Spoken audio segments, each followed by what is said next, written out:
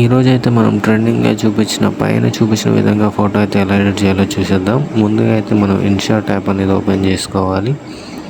Open చేసుకొని ఈ notification వచ్చింది. ఈ గ్రిడ్ అనే ఆప్షన్ ఓపెన్ చేసుకొని అందులో మనమైతే ఒక 6-7 ఫొటోస్ అయితే సెలెక్ట్ చేసుకోవాల్సి ఉంటుంది. చేసుకుందాం మనం.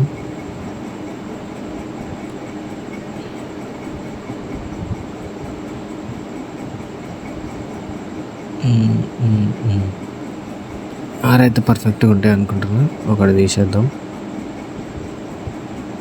ఓకే, తర్వాత డన్ కొట్టేద్దాం.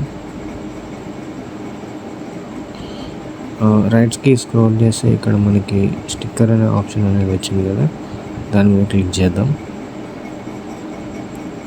చేసిన తర్వాత ఇక్కడ ఫోటో ఆప్షన్స్కి వచ్చి అందులో మనం కట్అవుట్ని అయితే సెలెక్ట్ చేసుకోవాలి. మనకు కావాల్సిన ఫోటోని అది ఆటోమేటిక్గా కట్ చేసి ఇస్తుంది. ఓకే, రైట్ మార్క్ కొడదాం.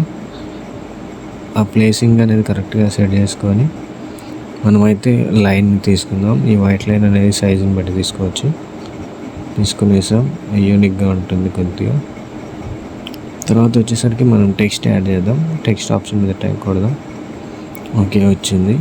మనమైతే ధనుష్ అని టైప్ చేద్దాం. అరే, స్పెల్లింగ్ తప్పైంది, ధనుష్. ఓకే, ధనుష్ అని టైప్ చేసాం. రైట్ మార్క్ కొట్టేద్దాం. దీన్ని కూడా మనం సైజ్ అనేది అడ్జస్ట్ చేసుకోవచ్చు.